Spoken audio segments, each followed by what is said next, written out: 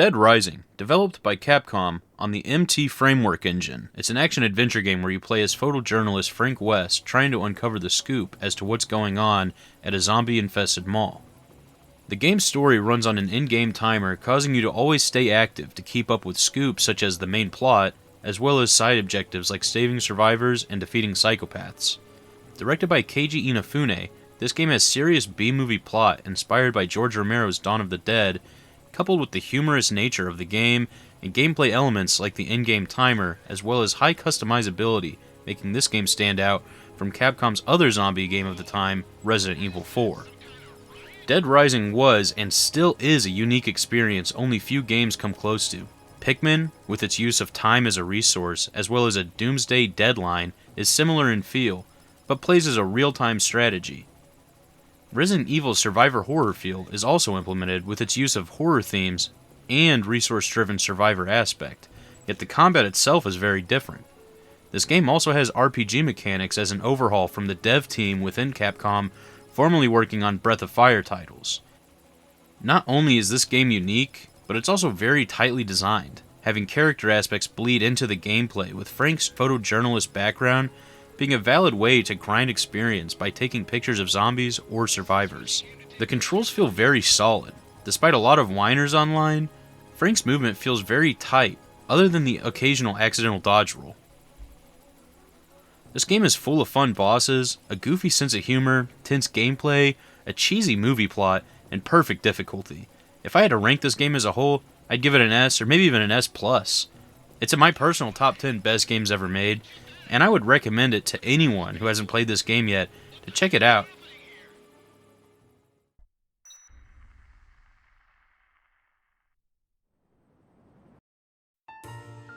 The original version was released in 2006 as a launch title for the Xbox 360. Overall, a good version to play, the least amount of bugs, minor issues in later releases aren't present, such as the naked lady shirt, which in later remasters has been obstructed to not be so risque. I bring this up because some people whine about it when it doesn't really matter.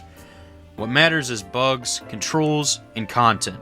This version has the least bugs, it has good controls, and it has the standard content that's in every version. The only issue with this version is its accessibility. Most people don't have an Xbox 360 anymore, or the disc itself, and as time goes on, there will be less consoles and less discs. You can emulate this game on Xenia, however, I tried to do so, and it didn't work. It crashed my Steam Deck. I would imagine that it will get better over time, but for now, I'm going to rate it as inaccessible. Chop Till You Drop was released in 2009 as a Wii port of the game. It uses the RE4 Wii engine, famously bad as it changes how the game feels, plays, as well as how it looks. They downscaled it to a standard def from originally being high def. Movement feels awful, combat feels even worse. The balance of the game changed from being a melee-centered to being range-heavy. This version is mainly accessible via emulation on Dolphin, which it does run well, but overall I would rank this low due to just being a bad version of the game itself. The only reason to play this is for the novelty of playing the shitty Wii version of the game. Now for the classic remaster. There's two versions of this classic remaster, which were released in 2016 for the 10-year anniversary. There's the PC edition, which you can get on Steam, and the console edition, which you could get on the PS4 or Xbox One. Both versions have good controls. It has the standard content. However, the console edition is noticeably more buggy than the PC edition. During my playthroughs of this game, I didn't recall any issues on the PC edition, but there were a few minor graphical errors on the PS4 port of the console edition, and I've seen worse ones online that others have experienced. Overall, I would say the classic remaster console edition is better than the original due to bugs not being game-breaking, while being way more accessible to modern players. The classic remaster PC edition is just as accessible, but it's less buggy. If you're looking to play Dead Rising, this is the version I recommend to buy. Deluxe Remaster. With the Deluxe Remaster, again there's two editions of this version, between a console and a PC edition.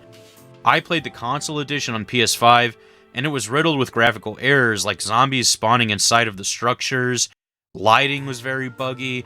Another issue I have is the controls are worse than before, despite what others say online. The balance was changed to be very spotty. Before, the game's difficulty was very consistent.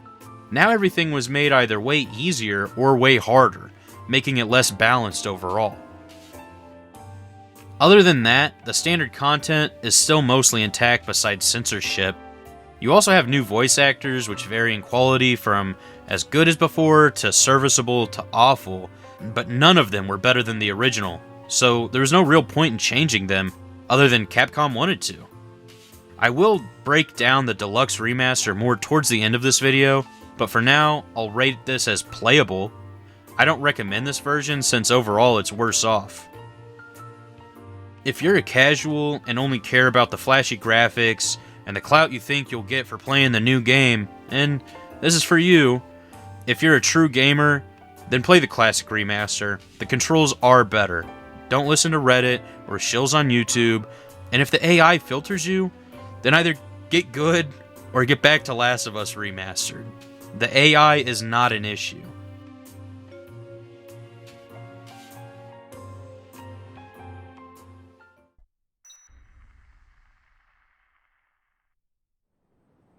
Dead Rising is a survival horror or action-adventure game, depending on who you ask. I'd say it's really a mixture of both. Originally planned as a sequel to the PlayStation 2 game Shadow of Rome, the development team wanted to target the game more for Western audiences. With the company wanting a game to capitalize off the success of the Resident Evil series, the devs wanted to take a more comical approach, specifically the way a player would approach zombies in-game.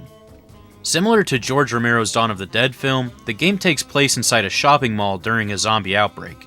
One aspect of the game that devs spent time perfecting is how many zombies could be on screen at once, using any tricks they could to make it feel like you're swarmed by hordes of zombies.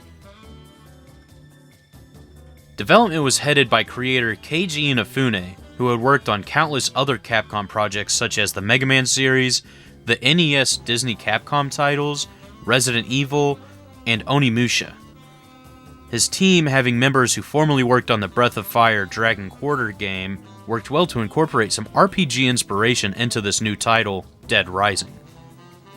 Mechanics such as leveling up through experience points, dodge rolling, and a new game plus. Released in 2006, the game received favorable reviews due to the sandboxy gameplay and countless ways to kill a zombie. Only critiques for the time were the survivor AI being janky and no continues forcing you to load from your last save after a game over. And if you aren't a compulsive saver, you will get set back. Both of those issues can lead to aggravating gameplay, but when you learn how to play around the AI and make sure to save plenty, these issues aren't too bad. My personal biggest issue with this game is Otis. Otis will call you on a walkie-talkie to inform you on these scoops, which are side missions to save survivors or fight secret bosses. These side missions are completely unnecessary to beat the game, but on replays can make for a fun challenge to complete them all. Some scoops are hidden and you don't even receive a call for, and I believe some, if not all 4 request scoops are mandatory for you to answer Otis to activate. What makes these calls annoying is that when you answer them, you can't skip through the dialogue. You have to wait until Otis is done talking and hangs up. Meanwhile, you're most likely running through hordes of undead, fighting psychopaths, or saving helpless idiots. If a zombie grabs you while you're waiting through the Otis call, he'll just call you back and shoo you out for hanging up on him. Then replay the original call dialogue. You can just not answer these calls if you already know the time and place for every scoop. However, he will still call you over and over again, and it's really annoying. For high-level players, you can use it to know when a call goes off that it's a specific time to gauge if you're ahead of schedule or behind. Dead Rising received many awards in 2006, such as IGN's Most Innovative Design for the Xbox 360, GameSpot's Best Action Adventure Game 2006, Spike TV's Best Action Game, and X-Play's Best Original Game 2006. Other 2006 games released were Twilight Princess, Gears of War, Elder Scrolls Oblivion, Okami, Final Fantasy XII, New Super Mario Bros., and Castlevania Portrait of Ruin. Some of these are close, but the best game of 2006 definitely goes to Dead Rising for its fun and innovative game mechanics. There really isn't anything like Dead Rising, even today. In 2008, the MKR Group, who owns the copyright to both the 1978 Dawn of the Dead film and its 2004 remake, sent letters to Capcom, Microsoft, and Best Buy claiming that the zombies in a mall setting is their intellectual property. Shortly thereafter, Capcom responded to these claims by stating people fighting zombies in a mall is a wholly unprotected concept, leading to the case's dismissal later that year. Dead Rising on the Xbox 360 sold over 1.8 million copies, making it number 41 on the top-selling 360 titles and giving it a Platinum Hits release, which was awarded to any Xbox 360 game that sold over 1 million copies. With success of Dead Rising, years later, Capcom would release 3 direct sequels, ports to mobile and Wii, as well as 2 different remasters. This is just one way to show how successful the original Dead Rising is. If you haven't played any version yet, I highly recommend picking one of them up. I would recommend either the Classic Remaster PC Edition or the original if you can get a physical copy to play it on a working Xbox 360. Dead Rising has been out 16 years now, and definitely laid its mark on gaming. It has its own dedicated sector of the internet and fan base, although I had a hard time finding it on many lists of best game of all time, and even best 360 titles. It's ranked lower than I expected. If I had to list any reason, I would think this game isn't as high up on people's lists as it is on my own. I'd say it might have to do with being one of the first modern games, while still having old gaming mechanical principles. Dead Rising is Nintendo hard, as some might put it. Very challenging, and you the gamer have to learn how to play it. There is no hand-holding. I really hope to start seeing this game higher up on people's lists, but with its age and already having a remaster that's 6 years old at this point, I doubt that's going to change. That's my main reason for making this video itself. I want more people to give Dead Rising a chance. It's a great game. Give it the chance it deserves.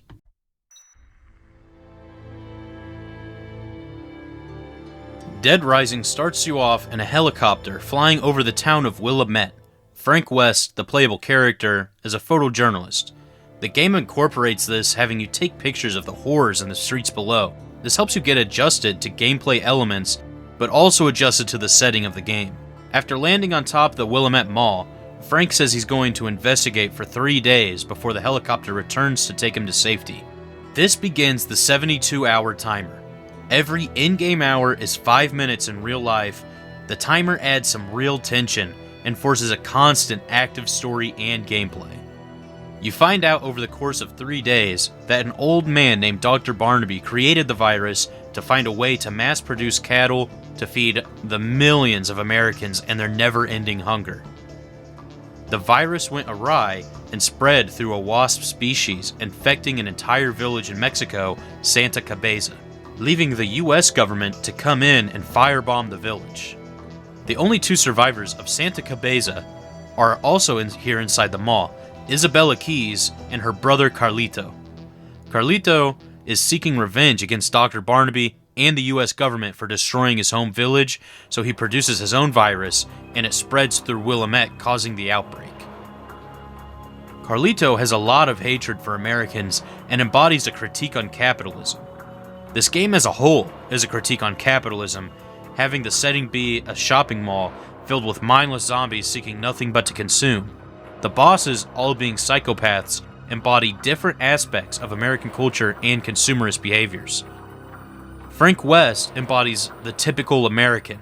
He's not Hollywood handsome, but rather plain and average looking. He bolsters a snarky attitude and rash sense of humor, often pig-headed, and he wields only the most badass of wrestling moves, as seen on TV. Over the course of 72 in-game hours, Frank shuffles around the mall saving survivors, fighting psychos, and investigating the outbreak. After learning the truth behind Carlito's attack and thwarting his plans, Frank awaits his helicopter ride to safety. Here you can obtain multiple endings, and one true ending that unlocks Overtime mode, where you play a second campaign fighting off the military as they try to cover up the events of Willamette, just as they did for Santa Cabeza. My purpose in life has been to get revenge for what you people did to Santa Cabeza, to my hometown.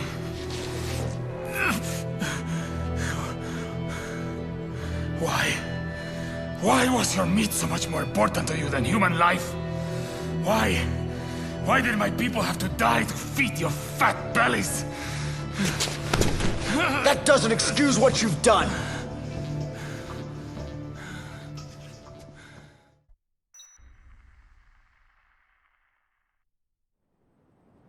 Dead Rising is unique in its amount of weapons. Countless items in the mall can be used and all have different qualities. For example, a barrel is very heavy and unwieldy, so it's slow and doesn't do much damage, compared to a chainsaw. This creates a hierarchy of weapons based on how useful they are at dealing lots of damage very quickly. Durability, accessibility, and flexibility. By flexibility, I'm referring to how well it can mesh with your inventory. Certain items will be dropped when cycling through your inventory, which can lead you needing to pick it back up after healing. The other qualities are self-explanatory. Onto the tier making. The first category here is very useful. This category is for weapons that you'll probably always be using. First are the mini chainsaws. These are obtained after killing Adam the Clown. They kill most zombies in one hit, destroy bosses, and are very useful against Spec Ops later in the game. Their durability is middling, but you can use magazines to nullify that issue. And they're also infinitely respawning items. This is the most useful weapon in the game, and the only one you need after you get it on night 1. The mannequin torso, these are highly available since you'll walk past countless mannequins through the game. They do great damage and swing at a decent speed. They're early game boss killers, and have decent durability even without the 2 magazines that boost its usage. The only downside is the reach is not quite there. Certain things just have that little edge that in certain circumstances edge out over the mannequin torso. Queens are usually not the best since it's an entire inventory slot for a one-time use. However, they do have their moments. You need to save an idiot survivor from a horde and don't want to carelessly hack away with your mini chainsaws? Well, use a queen. There are a few specific moments where you'll want to bring a queen as prep to recruit survivors. They may not be the best, but they serve a purpose. And you should be using them, especially if you're trying to do the all survivors run. Now we have the delivery truck. Whenever you're at a lull moment in the game and you want to grind levels or just kill time by mindlessly mowing down thousands of zombies, hop into the delivery truck in the underground maintenance tunnels and drive around until you make a full lap, reload the area, and get a new one. It's really fun and can get you levels pretty fast. The katana is like the mannequin torso. The katana deals a lot of damage, but it has the better range and it's a little faster. It's a very reliable weapon that's moderately accessible, although its durability is lacking. There is in one instance I would recommend the katana over the torso, which is when you're fighting the convicts, as it swings faster and has slight better range, making it easier to kill them.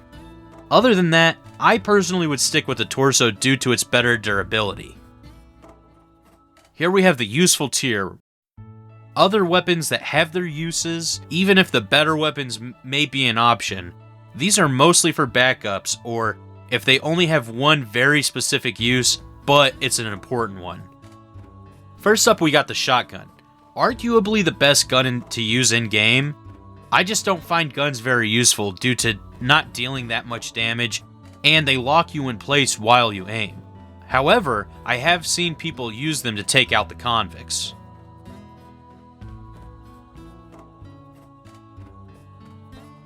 Now we have the submachine gun. This weapon's only use for me is against Adam the Clown. You can find one hidden on a balcony in the food court, and you can use it to shoot Adam's poisonous balloons as he blows them up. This will stun Adam and give you an opening to attack with a melee weapon such as the mannequin torso. I tend to never use these submachine guns unless I'm going to fight Adam. After Adam's dead, it's mini chainsaws forever. Cliff's machete deals good damage and has decent durability. I've never needed it on a run, but if I banned mini chainsaws, I'd probably consider it over the mannequin torsos. I can see it being a good backup if other weapons aren't an option, or if you ban better options outright.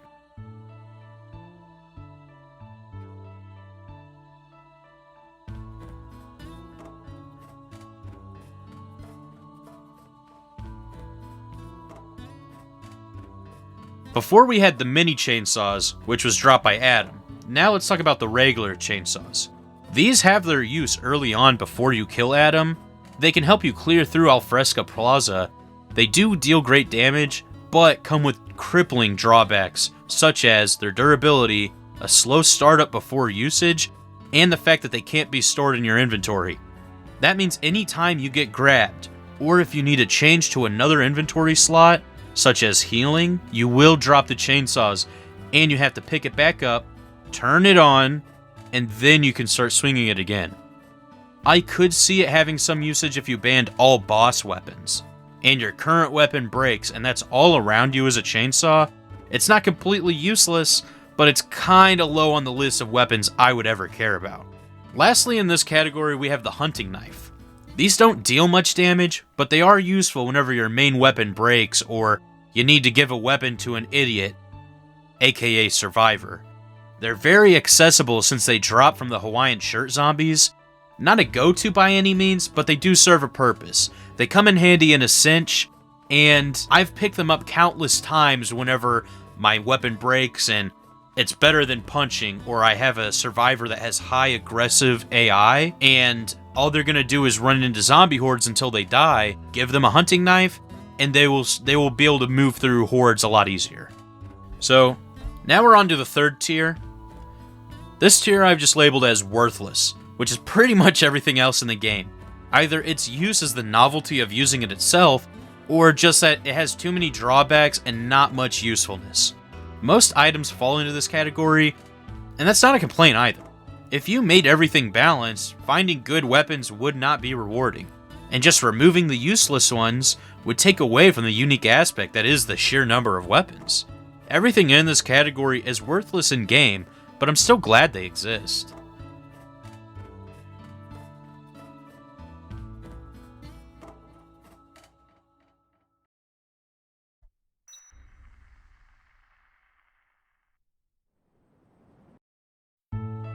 Rescuing survivors isn't necessary in the game itself, however, they do give you experience, and can offer a fun challenge run of saving every survivor. The following tier list will mostly be ranked on how annoying they are to save on a run where you're going to be saving every survivor, since if those stakes aren't there, really no one is annoying, since who cares if some of your party dies, or if you need to take your time, you can miss out on someone later by spending more time now. So first off, we have S tier. These survivors not only are easy to rescue, but they have some utility. And the only survivor in this category is Greg. You have to kill Adam the Clown to rescue this guy, but if you know what you're doing, that's not a tall order. Also, you get the mini chainsaw weapon in this encounter, and Greg has good AI. He opens up a secret shortcut from Wonderland to Paradise, which will make doing this run a lot easier. It'll help you save on a lot of time. Next we have A rank. These survivors are easy to recruit and escort back, and they give good, easy experience. First off, we have Jeff and Natalie Myers.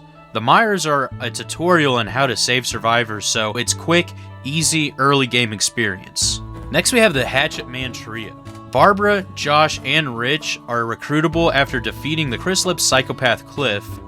The boss can be a little rough if you're behind on time and get bad luck with his pathing, but he grants you a good weapon, and the survivors group being a trio gives really good experience. It isn't too far from the safe house, and they have decent AI. Just be sure to give them a weapon like the nearby 2x4s. Next we have the Above the Law group. After killing Wonderland's fat lesbian psychopath Joe, you get a group of 4 women. The boss is easy, but the only 2 issues are if you're behind schedule or sloppily fight Joe, some can die as casualties. If you know what you're doing and plan well, it's not an issue. There's also 2 people hanging off an attraction you can rescue nearby. They're easy recruits, so 6 survivors with decent AI, close to the Wonderland shortcut to Paradise Plaza, and you can bring them to a later scoop to escort 7 female survivors at once for the Frank the Pimp trophy. All in all, this is a really good group. Now we have the Cultist Survivor group. I usually pair this mission with Coward or Restaurant Man sometimes, depending on the timing since it auto-activates a cutscene when you enter Paradise during the time frame. The mission might give you trouble if it's your first playthrough, but when you learn how to deal with cultists or have the mini chainsaw build, it's light work. This scoop I personally rank so high because when I first played Dead Rising back around 2008, I was a kid and this cutscene was super creepy. Then getting gassed by the cultists only to wake up in their lair completely nude, having no items, it freaked me out, and I'll never forget the cutscene because of it. Now the survivors themselves are pretty easy to recruit back. All you do is kill the cultists, feed Fat Boy his pie, pull the girl out of the box, and head back. You're pretty close to the security room as is. Moving on to B tier, these survivors aren't too difficult, but not necessarily fun or easy. There will be some difficulty or planning required. First off, we have the Japanese tourists. Shinji and Yu are unique in that you have to use the Japanese Conversation magazine to speak with them. Depending on timing, you might be able to line them up with Greg. If not, you can easily bring them through the bathroom shortcut later for an easy escort. They are unique, but recruiting them can take some time, and it tends to get on my nerves when a survivor takes a lot to recruit them. I'm trying to save you, idiot. Do you want to live or die? Paul's group. After defeating and saving Paul, you can recruit the 2 women he has captive, Mindy and Debbie. And if you do this at the right time, you can also grab the old lady Susan along with the sick man Leroy. This group is manageable if you give everyone some type of weapon and hold Susan's hands. And make sure to bring them through the bathroom shortcut. The hardest part of this escort, the Paul fight can be annoying if you don't finish it quickly. Another thing to add to this group is if you rescue Paul himself, he will give you infinite access to Molotov cocktails once you bring him back to the security room. Now we got David. I usually bring David to the Cletus fight since they line up pretty well. Just set David a waypoint nearby after clearing away the zombies outside the shop. Kill Cletus and carry David back to the safe house. Escorting him is easy since you can offer him your shoulder, and that's the best way to escort a survivor. It reduces grabs from zombies, and you can just run through hordes usually instead of getting them stuck leaving you to babysit and clear their path. Last off in this tier is Kent's group. After killing Kent, you can rescue Ted and Simone in this area, so I tend to lump them together. They're easy to recruit since the plaza is going to be mostly empty for the Kent fight, and their AI is pretty standard. The only negative is the Kent fight itself, which I'd separate from the survivors tied to it. Overall, they're extremely easy to recruit for some end-game experience. Moving on to C tier, these survivors might not be game killers, but they certainly can be annoying at times. First off, we have the Coward. Gordon sometimes gets paired up with other scoops depending on where you are and when, but even by himself, he's not too terribly annoying to escort, but recruiting him can get on my nerves. You have to talk to him a lot, and then you throw a box at him. You got 2 boxes to try 2 times. And when you're on a time crunch, I often find myself cursing at the TV, telling this fat fuck to hurry the fuck up. Now we got the Wonderland lovers. Tanya and Ross are an easy escort. You can lend Ross a shoulder and give Tanya a mini chainsaw or some other weapon. You might need to help her a little bit, but her AI isn't that bad. She pathfinds to Ross, so as long as you're carrying Ross, she'll follow you. The recruit dialogue can drag on for a bit since they take a lot of convincing. It is kind of funny how Ross asks for a handgun to blow his own brains out. I never have one handy, but if you didn't know better, you might accidentally kill a perfect run in a shocking way. And that's not a negative by any means. It's a really unique interaction. Here we have the twin sisters, Heather and Pamela. They're easy to recruit and escort to the safe house as long as you have a queen or two in preparation. When you enter Paradise, you activate them immediately. Pamela will need immediate rescuing from a horde of zombies, and many chainsaws or other melee weapons might accidentally kill her. The queens aren't required, but it definitely is the safest way to save her. Gil the Drunkard isn't that bad. He's a very relatable character since he's an alcoholic, and he's a shoulder escort. If you do group him with the Hunting Shack trio, it makes them a pain, and would knock them as a whole down to F tier, so I split them up and rescue Gil separately if I have the time for it, so that way I have extra time to babysit the Hunting Shack trio, which we'll get to the Hunting Shack trio later on. Here we have the Mutiny Men, as I like to call them. We got Kendall and Ronald. They're both separate scoops, but I rank them together because they're very similar. They're easy recruits. Kendall can hold his own pretty well even. But they both have request scoops that if you don't complete, they will cause a mutiny, and a lot of your survivors are going to leave the safe house, and you're not going to be able to get them back. So here we go on to the D category. These survivors are really annoying, but they're not necessarily the worst. First off, we have the Sniper group. So after you kill the Hall family, there's 4 people to recruit: Wayne, Jolie, Floyd, and Rachel. Wayne can be given a weapon to make himself useful. Jolie only annoys me when I'm running behind because she takes a little bit to recruit, but Floyd's dialogue takes forever. And it's never not pissed me off. Ever, once, every time. It's like, hurry up! I'm trying to save you. Why does it take so much convincing for you to not get eaten by zombies? Another thing about Floyd is this guy is slow, so you gotta carry him, and you can't hold Jolie or Rachel's hand when you're doing so. Rachel is also annoying since her pathfinding is set to follow Jolie. This means she won't start to walk until you're far enough away from Jolie to make her start following. Then you're both far enough away to activate Rachel. This is not helpful when running through zombies on a time crunch.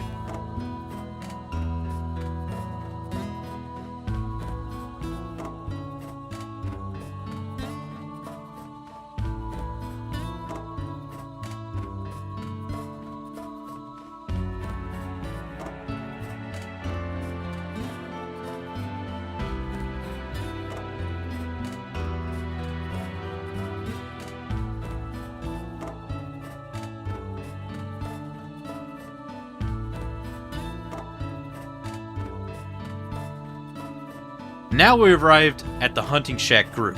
These 3 have an annoying recruitment process of having you walk in, get shot at, run out, go back in to talk to them, and lastly show them a picture of the air duct to the security room. And if you don't know that you need this picture, you're gonna have to leave, go all the way back to the rooftop, take the picture, and come back and show it to them. Nothing tells you to do this beforehand, and it honestly is pretty annoying, so that alone has brought them down a couple tiers. Now let's talk about bringing them back.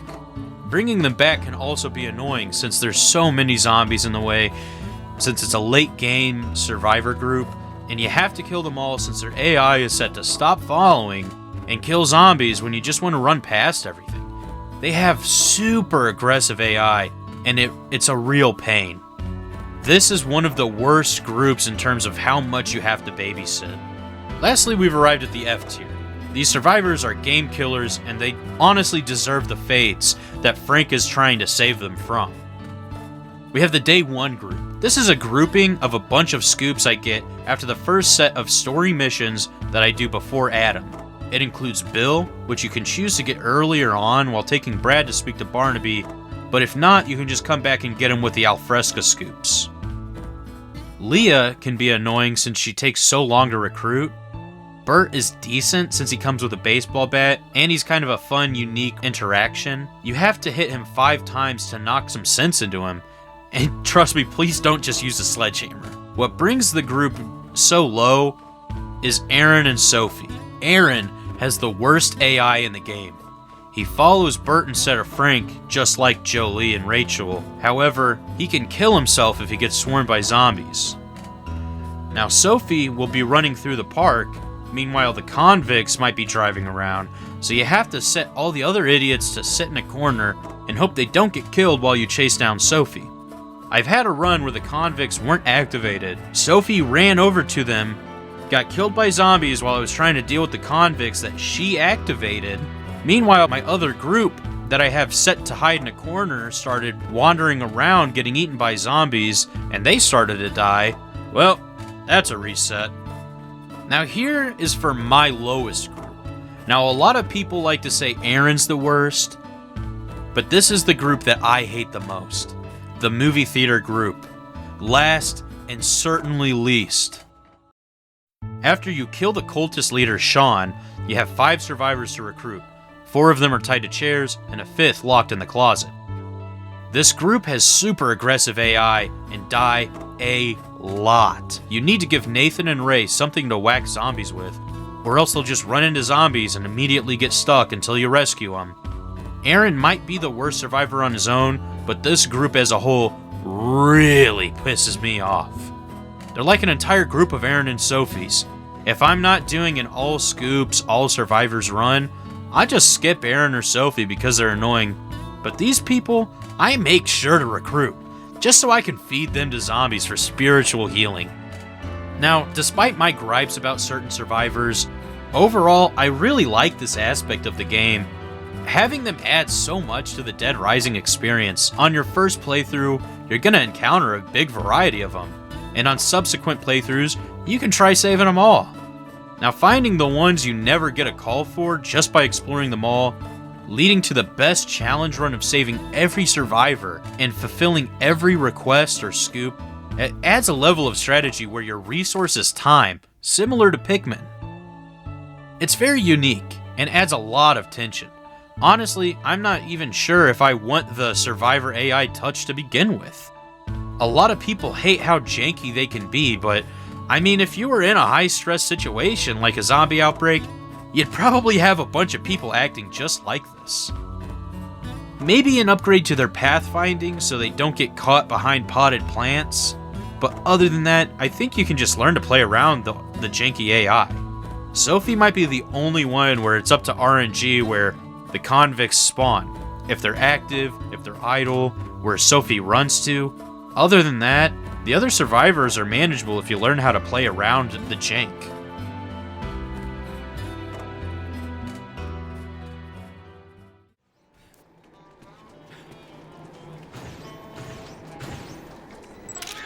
Good. Not a chance. Over here!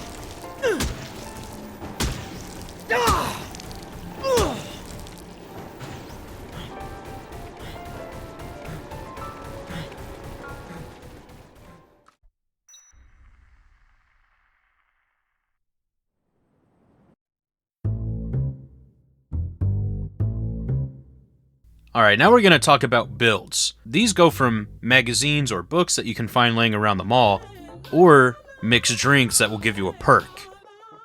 I'm going to list off a couple of books in this game. I'm not going to go through all of them, but I'll just explain what they do and whether or not they're good or bad.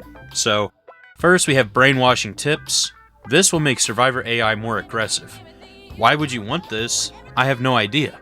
The more aggressive the AI, the more interactions they're going to have with zombies. I want my survivors to just follow me and stay away from zombies. Always pass this up. Cycling and skateboarding.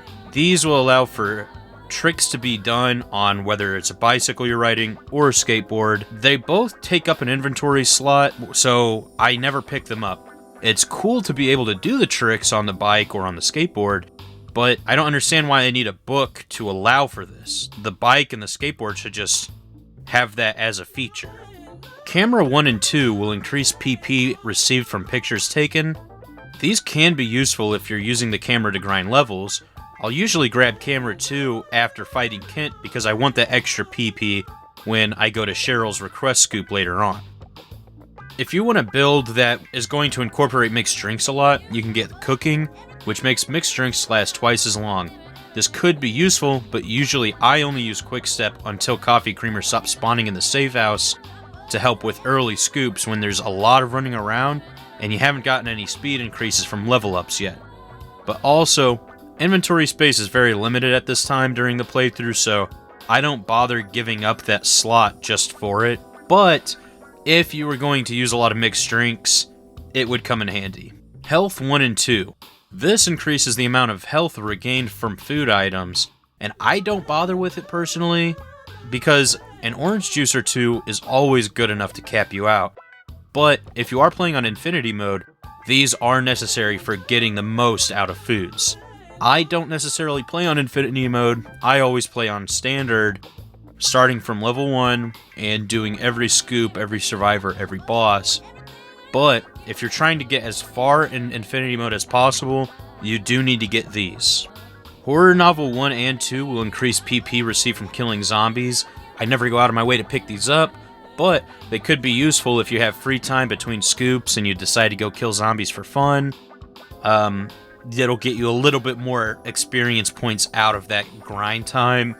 Then again, one of the main things is your resource in this game is inventory slots, so you might have to put stuff down to pick these up, which makes them a little less useful. Japanese conversation. It allows Frank to speak Japanese. It's required for recruiting you and Shinji, but that's its only use. It's kind of funny though. I think it is cool to have this little gimmick book added to create a unique interaction. World News will increase PP that you receive from rescuing survivors. This could come in handy if you really want to hit max level fast, but I find saving every survivor and using all downtime to grind is plenty enough, and I always hit level 50 before the 3 days are over, so it's not really needed to hit max level, but if you really want to hit it as fast as you can, this would be a really helpful book for you to pick up. Now here's for the two builds that I actually do like to use. The Lifestyle Magazine plus Interior Design. These will increase durability of a few items, but most notably the Mannequin Torso. I use these two magazines for early game since they stack together, increasing the torso's durability fourfold. Now, but last but most importantly, is the build that I use every playthrough. Criminal Biography, Engineering, and Entertainment. These increase the durability of a lot of different items, but most notably is the mini chainsaws by 3 times each, stacking for a total 27-fold increase of durability. This makes the mini chainsaws the absolute best weapons in the game for hacking away hordes of zombies or annihilating psychopaths. If you have these 3 books, you might never have to change out for a new mini chainsaw, and if you do, it's once for the rest of the game. On to mixed drinks. There's a lot of different mixed drinks that you can use, but I generally only use Quick Step. Obviously, it makes Frank walk faster, and this is incredibly useful early game when you're low level. It helps you get from one end of the mall to the other and get an early start for an all survivors run. I wouldn't recommend using while escorting survivors since they're still slow and very dumb, but to get you from the safe house to a mission, or when you're not escorting survivors, it does come in handy early on. Other than that, you could use Zombie, which makes zombies more aggressive towards Frank. That would be useful if you want them to leave your survivors alone and chase you, especially when you're faster than the zombies, so you tend to be staying out of their grasp, leaving your survivors to just follow behind you, mostly unimpeded by zombie hordes. Spitfire will make Frank's spit a projectile weapon. It's not really useful, but it is kind of funny. You could do a challenge run of Dead Rising where all you do is kill things with spit. I've seen people upload videos onto YouTube where they do that. I would never do it, but it's kind of funny that that is a challenge run you could do of this game thanks to this drink. Randomizer, it gives Frank a random effect, or it could make his stomach ache, leaving him vulnerable. I don't think I need to explain why this is worse than worthless. Nectar spawns a queen, and that sounds nice, but you cannot spam them since they have a long cooldown period before you can drink another. This could make the 10 queens fetch quests in the postgame faster, but the cooldown makes it too long compared to looking in the maintenance tunnels. Also, the queens spawn above Frank's head, so they can be a pain to catch. I've noticed that what you have to do is drink it, and then you have to stand around and wait until the queen will lower to elevation for you to grab it, or drink it and then walk up some stairs or climb on top of a ledge and grab it there. Untouchable is kind of the opposite of zombie. It'll make zombies unable to grab Frank. This means if you don't have any survivors, weaving through hordes is going to be a lot easier to do. Energizer I've never used, but what it does is make Frank invincible for a short period. I don't find it really necessary. All you need to do is get good at the game, have a good weapon, maybe increase its durability with magazines, and have a couple orange juice on hand. If you find this game is too difficult or BS for whatever reason, you can go ahead and grab the Energizer, but I don't think it's very necessary.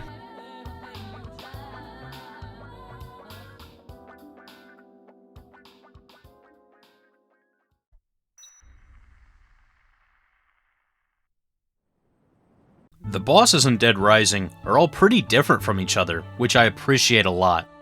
The game never gets stale because of it. You can pretty much cheese everything with the mini chainsaws, but you do have to interact with their mechanics for the most part. People usually cry about the AI of the bosses being janky, but again, like Survivors, it's not really that bad. None of these fights are really bullshit either. They're designed very well. The only one I can think of that's BS is Carlito 2 in the entrance plaza. And I will admit, the Convicts AI is pretty janky, but other than that, I love the bosses in this game, and they serve their purpose very well. So now I'm going to go through the bosses relatively in order. I'll give my breakdown of them, and then I'll give their ranking. Carlito 1 in the food court. This fight is not bad, but it's also not that good. Bosses with guns as their main weapon just make them annoying because they're constantly sniping you from a distance, and you're supposed to use a gun as well, but guns are just not good in this game. If you try using a gun against Carlito, you're probably gonna get owned. I recommend using Quickstep and a mannequin torso, or even better, the katana. I'd give Carlito 1 a D. The Convicts. I would have put these guys lower since they're kind of annoying, but the cutscene is very jarring and memorable. The survivor Sophia is one of my least favorite, since she just runs around aimlessly and often runs towards the convicts, and the fight itself can be a pain, especially if you're escorting a group of survivors already. Your best bet is to get them stuck on a tree, or get them with the katana or shotgun. You can use the mannequin torso, but it has a hard time reaching them inside the Jeep, so I'm going to give the convicts a C.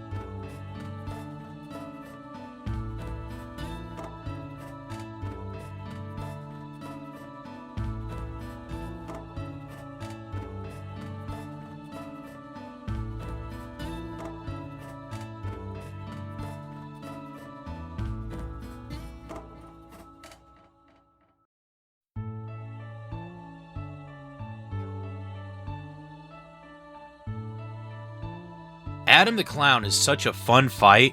His moves are pretty well telegraphed, and he is the most rewarding boss in the game since he gives you the mini chainsaws, and he gives you the Survivor Greg, who opens up a shortcut for you between Wonderland and Paradise. His Lariat technique can infinitely combo you, so make sure you save before this fight, or you will lose a lot of progress. People complain about how hard he is, but just don't feel like you need to fight him on your first playthrough. Get good at the controls and mechanics first, then fight him on New Game Plus or on subsequent playthroughs. I give Adam the Clown S tier.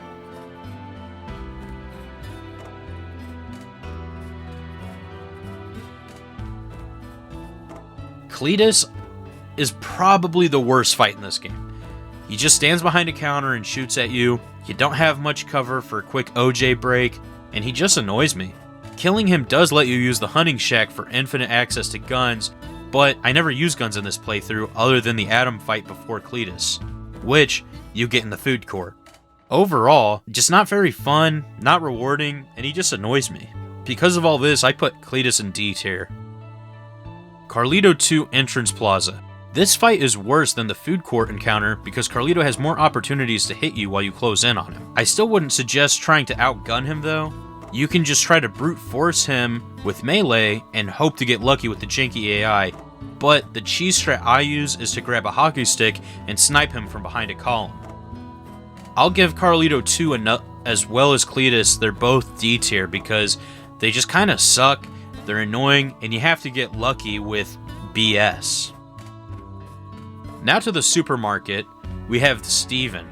The cutscene alone makes this S tier. It's the most memorable and intense. I love it.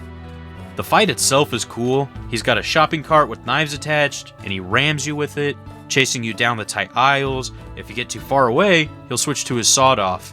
It's a very well-designed boss, very memorable. One of the best parts of Dead Rising is the Steven fight. Moving on to Cliff. Cliff's fight can be annoying if you're tight on time since he vents around the room and you have to find him. I'm not sure if there's a pattern to it or if it's completely random. If there is a pattern to it, I would consider bumping him up to a high B or maybe even a low A. Other than the fact that he might take a while to kill, the fight is very unique for not just this game when comparing him to other bosses, but generally speaking in video games. There aren't many games with encounters like this. He constantly disappears and ambushes you, or he snipes you from far away with his grenades. He also can do drive-bys and slice you with his machete. There's a lot of platforming to do in this fight, and the only other boss with any platforming is Carlito 1, and that's just, you climb up to a platform, and you fight on top of it. The combat in this game is fairly basic, but this boss is one example of taking the combat and mechanics to its limits. Another thing I would like to talk about Cliff is his character. Just like Steven, their cutscenes give you some real insight into their personalities and really make you feel the insanity. They're not just bland, angry people. They truly are psychopaths. For this, I put Cliff in B. I would really like to see him go up to A, but because I'm pretty certain the fight has a lot of randomness to it, takes it down to a low B for me.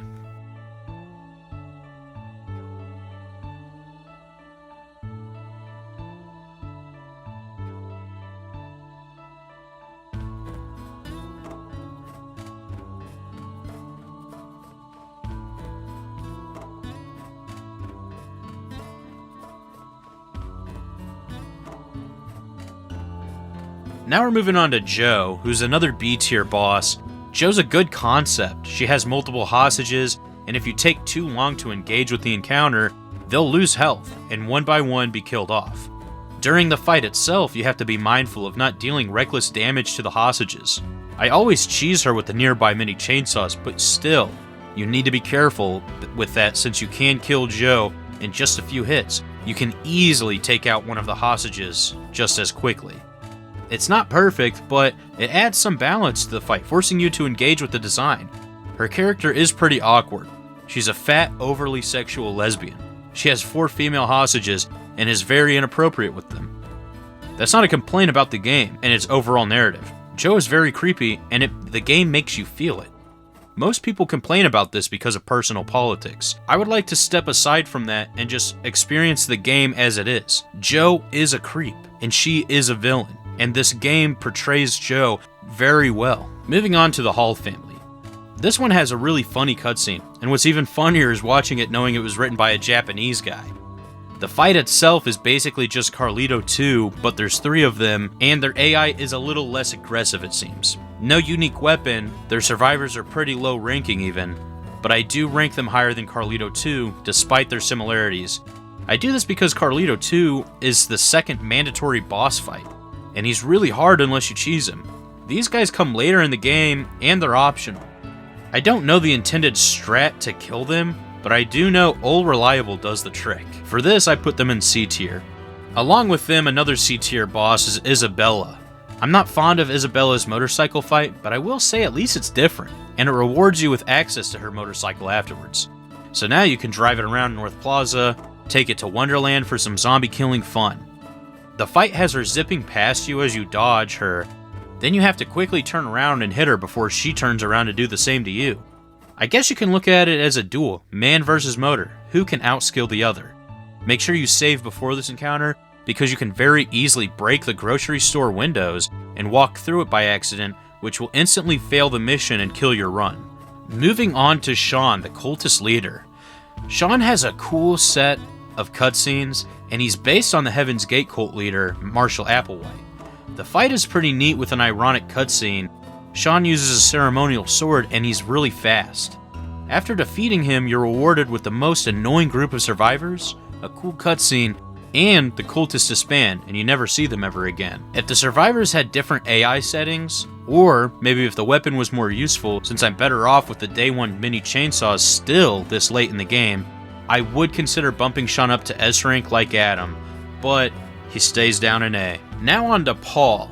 Paul is interesting since he's kind of like an anti-Cliff. They both use explosives, but where Cliff is strong, masculine, and a family man, Paul is weak, wimpy, and he's an incel.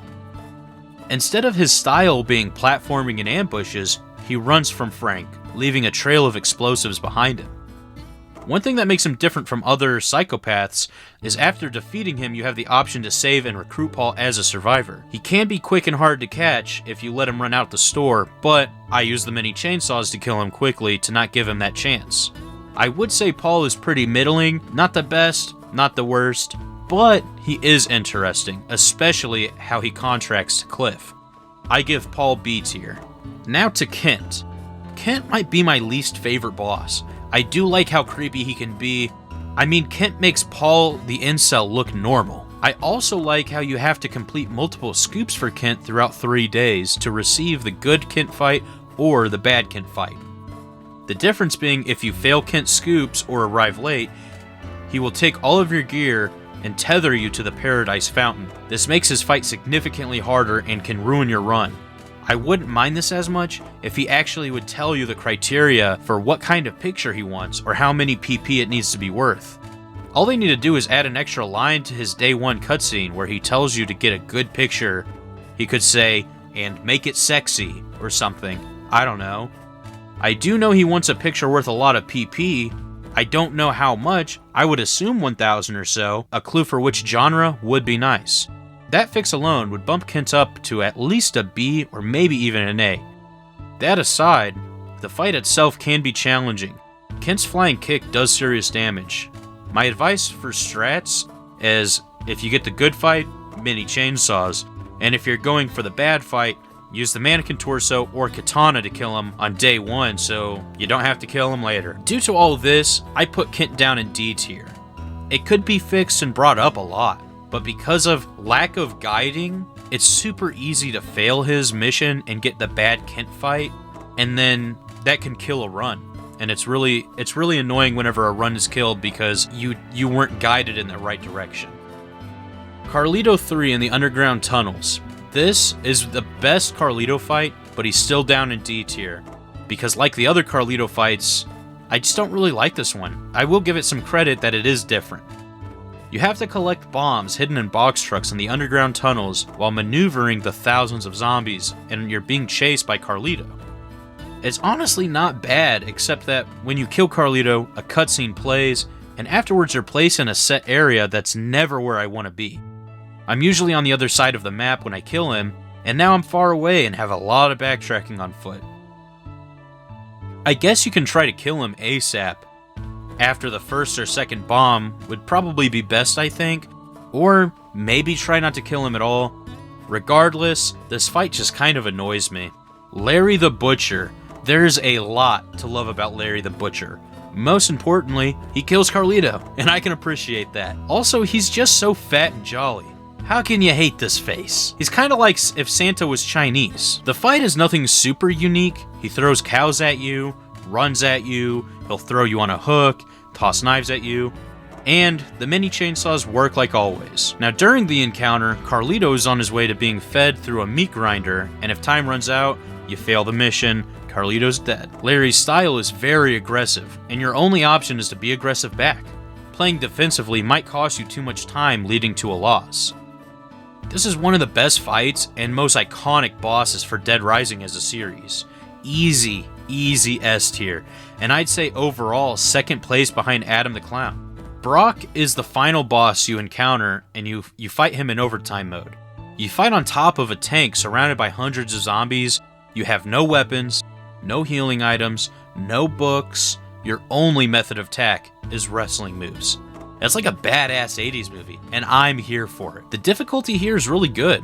The only reason I don't put him in S tier is because of the first phase.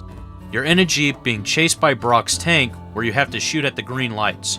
You're never told that's where you have to shoot, so my first time playing, I took forever and got killed a few times until I looked it up and found out that's where you have to aim. The second phase was also hard when I was younger, so I do recommend getting good at the knee drop and disembowel techniques before you go into this fight. You should be level 50 before finishing the base game, and if not, I would imagine you're close to it, so this fight shouldn't really be too much trouble, especially if you know what you're doing. So for all that, I'm gonna have to put Brock in A tier.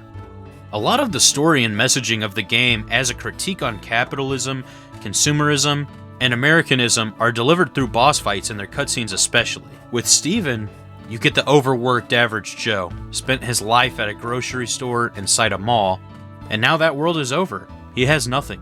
Decades of rude customers, low pay, shithead loiterers, all for nothing, and he finally snapped. Anyone who works service industry can relate to this guy. I know I can, which makes his scenes feel so real and intense.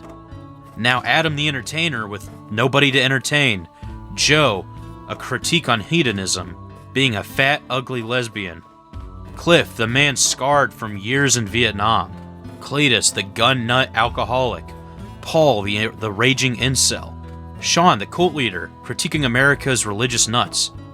They not only make entertaining characters, but also have something to say with what they represent.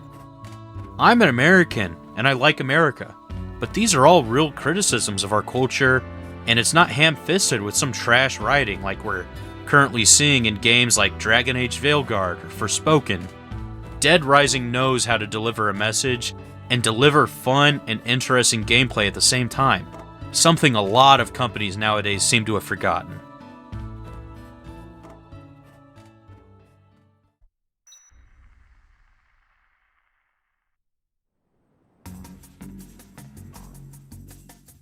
People often cry about Dead Rising being too hard. I disagree with this sentiment. I think Dead Rising is perfect for difficulty. These whiners just need to allow the game some time to let them learn how to play it. Difficulty in this game is shown through escorting survivors through zombie hordes, tackling erratic bosses, and most of all, staying on time. Your first run of this game, look at it as a practice run. This game is pretty short, being under 8 hours, and the amount of BS in this game is slim to none unless you're going for a perfect run. If you allow a survivor to die or a bonus scoop to expire, then you're fine. Just focus mainly on the main quest line, have some fun mowing down some zombies, and do scoops when you have some downtime. Don't worry about doing every scoop on your first run. Now after you've beaten the game, then feel free to replay it for a better ending. Using a New Game Plus so you can keep your first run's level up rewards, I'd recommend trying to do as many scoops as you can then. You'll probably need to play through the game a handful of times before you're fully ready to do all scoops run, which isn't too difficult, and it's very rewarding.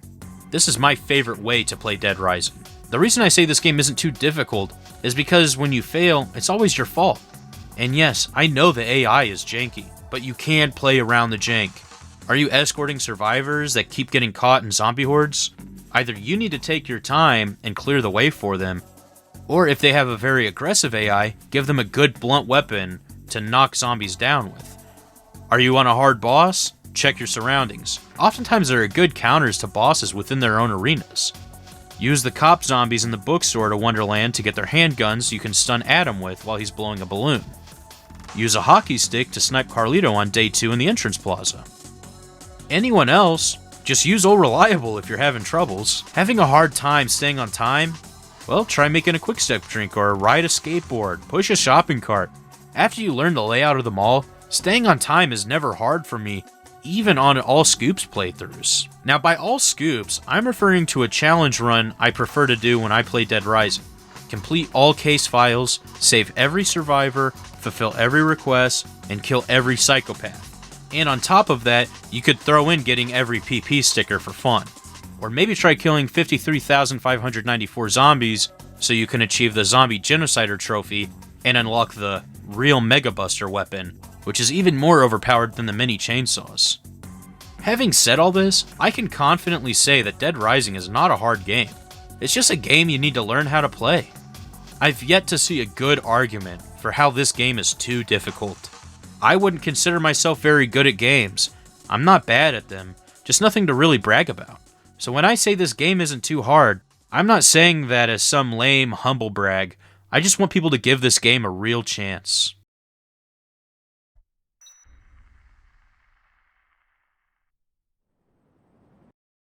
At the time I'm writing this, the Deluxe Remaster has already been released, and I've played it.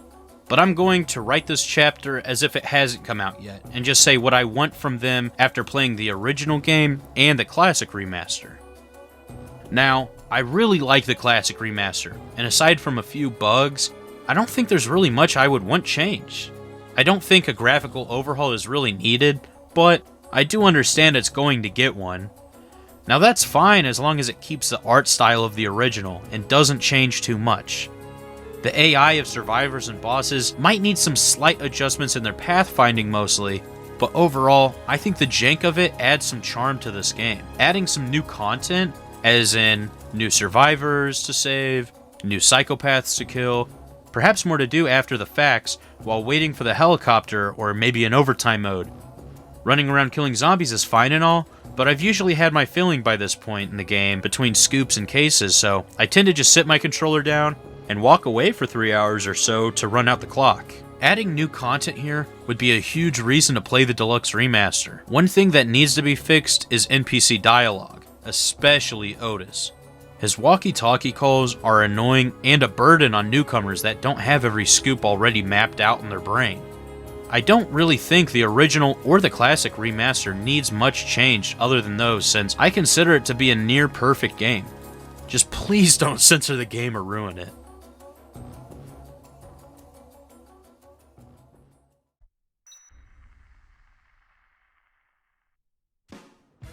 The Dead Rising Deluxe Remaster was built on the RE4 remake engine, and it has some improvements, but overall, I'm gonna say it's a lazy and cheap attempt to revive the series after an even lazier Dead Rising 4 that killed it off years ago. I don't want to waste a lot of time on the title, but there was a bit of conversation on this online about if it's a remake or a remaster. Regardless of what it is, it's a new version of the game that should have its own identity. The original and Classic Remaster both, I'd argue, are the same game, same identity, and you really only play one or the other based on availability and authenticity. However, the Deluxe Remaster changes a lot of how the game feels, how it's balanced, and loses a lot of its messaging and tone through censorship that makes me feel like it wanted to invalidate the originals but failed. Major changes seen with the Deluxe Remaster start with the graphical upgrade.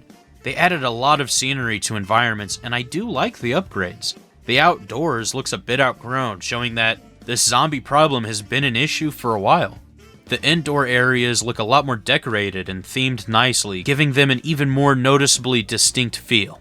Otis calls are now fixed. Instead of having to either find a good time to give Otis your undivided attention, or even just ignoring him every time, you can answer his calls and play the game at the same time. You can also skip through all dialogue to speed up recruiting survivors. This makes gameplay a bit more fun, but it takes away from the tension you feel when pressed for time trying to convince these idiots to not stick around to get eaten by zombies. I know that you can always choose to not skip the cutscenes, but it's not as tense when you have that as an option. I think it's a double-edged sword. Adding it takes away one thing, while it also fixes what some might have seen as an issue back then. They also added a ramp to the rooftops air duct, making it easier for survivors to get up the ledge, which is nice. I don't really know why they had that ledge there to begin with. It could have just been the same elevation as the rest of the rooftop, which makes me think it was intentional either for mechanical reasons or maybe just to break up the terrain. Either way, this is a good addition. Now for additions I don't like. For starters, the art style. It makes certain characters, notably Frank, really ugly. He was never supposed to be Hollywood handsome, but rather average. Here they make him ridiculously ugly. Although the environments look mostly nice, there's a downgrade in the number of zombies allowed on screen at a time, which kind of defeats the whole purpose of Dead Rising. Now the voice acting is overall way worse as well. Frank is bad, not because he's no longer TJ Rotolo, but just the smartass tone he had is gone in exchange for a more snarky Reddit Marvel voice. Listen to the comparison between Steven in the originals versus Steven in the Deluxe Remaster. This is my store! This is my store! You came to vandalize my store, huh? You came to vandalize my store, huh? I don't allow vandalism in my store! I don't allow vandalism in my store! Now in the classic versions, you can hear the insanity in this man's voice. You can feel the tension. That scene will always be one I remember for that voice acting. That one line tells me more about that character than most media does in an entire cinematic universe. Now in the Deluxe Remaster, that same maniacal rage is substituted for moderate anger. Brad is especially bad with this. In the classics, the voice actor sounded like a middle-aged man that means business. In the Deluxe, he's now an older man that's irritated with everyone's lollygagging. Another thing to note is the effects added to the voice acting. In the original, they would add an echo effect, making it sound like that you're actually inside a mall, or outside, or in a parking garage. Every line in the Deluxe Remaster sounds like it was recorded in a soundproof recording booth. Now I know that both in the Classic and the Deluxe, they both were. They didn't add those effects to emulate the properties of the rooms that the characters are in. Another issue I have is the balancing changes. They did add some new books, which is cool, but they also added some kind of damage decay for bosses that was in Dead Rising 2 off the record to prevent you from comboing a boss to death too quickly. Now they also seem to have boosted boss health. I think because now my tried and true method of mini chainsaw till win does not work as well, but you can now walk while aiming guns, which makes them more of a viable option, but they still don't do much damage. Now, before the balancing was so that certain weapons were overpowered, but it all made sense. A katana and a chainsaw do more damage than a barrel or a stuffed teddy bear. Whereas now I feel like every weapon is between two categories, useless or just underpowered. Finding overpowered broken strats is fun. All of this also makes the endgame really annoying and creates a huge spike in difficulty. In the classics, the special forces were challenging, but manageable if you played smart and slow. Now with the Deluxe Remaster, they're really annoying, and a big clustered group is more difficult than any one boss in the game, especially the final boss, Brock, who's now a piece of cake. The Deluxe Remaster was also notoriously censored. Now I think censorship is lame, however, I could look past it if I really wanted to, just so as long as the gameplay was still fun and an improvement on the original work. It also can't take away from the tone and messaging of the original. Now, gameplay aside, the censorship in the Deluxe Remaster takes away from the raunchy humor by removing the erotica genre pictures. Grow up. We're all adults. Stop crying about some asshole character in a video game taking boob pics. It's funny. Cliff no longer references the Viet Cong or communism, but instead will call you a mole and an animal, which takes away from the real-life references, the realism, the bite to this game. A game which makes its tone very dark and serious, while also very silly and goofy. A game which makes its messaging to critique very real issues, the negative effects of consumerism, Americanism, capitalism. Censoring Cliff just makes it feel lame. How can we critique capitalism if we're afraid to offend communism? The final and possibly the worst censorship was Big Man. Larry was very blatantly a racial stereotype of a Chinese guy, except for being really fat, of course. The fact that Larry was Chinese wasn't just for laughs or because Capcom, a Japanese country, is somehow racist against Asian people. No, it was the most vital boss tying into the messaging of the game. Carlito's whole motivation for his attack is fueled by his hatred for Americans and the US government. Yet his death was at the hands of a Chinese immigrant. Making Larry a white guy with the last name Chang takes that irony away. I don't know if the company that made the remaster for Capcom made those decisions themselves, if it was ordered by Capcom. I also don't know if whoever made these changes knew or understood the original intent behind these depictions and language, and might have just changed them without knowing for PR's sake. Or if they did know and changed it anyways. Either way, I think the original uncensored version is the only true way to experience this story. If you're woke and progressive and think these changes are needed, then have fun with the Deluxe Remaster. I'll be playing the better version instead. Lastly is gameplay changes. My biggest issue with the Deluxe Remaster is how it feels. A lot of newer games tend to over-animate your movement. Take any game and just spin the analog stick around in a circle to turn around. PS2 games would have you turning on a dime. It might look a little silly, but for gameplay purposes, it works best. Also, just flick your analog stick down. This will flip your character facing you immediately. Modern games will have this very wide turn, like walking is the same as driving a semi-truck. This is not how people turn around. Stand up. Go turn around. You will stand in place and turn around. You don't run a circle around the room you're in. I first noticed this in Kingdom Hearts 3 back in 2019. But now, every game does this, and I hate it. Anytime I boot up a new game, this is the first thing I test out, and the first thing that makes me hate how a game feels. The original Dead Rising, you would spin on a dime, 360 degrees.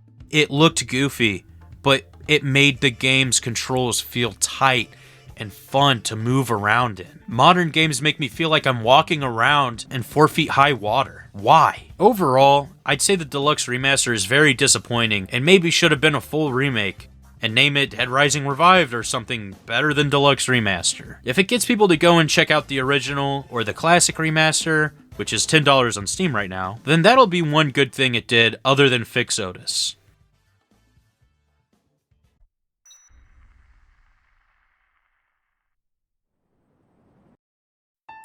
I really love the original Dead Rising. Many moments will always be vivid memories from when I was younger, and I hope more people experience this game, or go back and give it the chance they never did.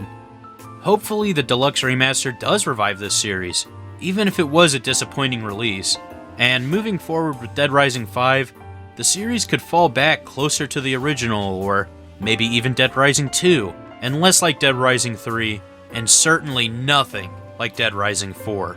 May it be forgotten for all eternity. I would love to see this series back and better than ever. A strict time frame, serious B-movie plot, with funny interaction with zombies, along with some new mechanic to spice things up.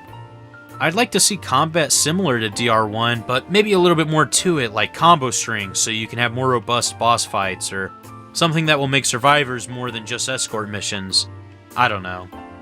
Maybe some can be party members that become useful and help you out. Anyways, I'm just hoping to see more from this series, and I'm hoping to see more people check it out. I would love to see this game on more best of all time lists. Dead Rising is seriously a timeless classic.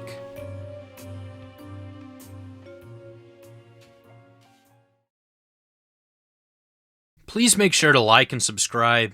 Comment down below your favorite cutscene or line from this game. My favorite is Steven's, "This is my store!" And of course, thanks for watching.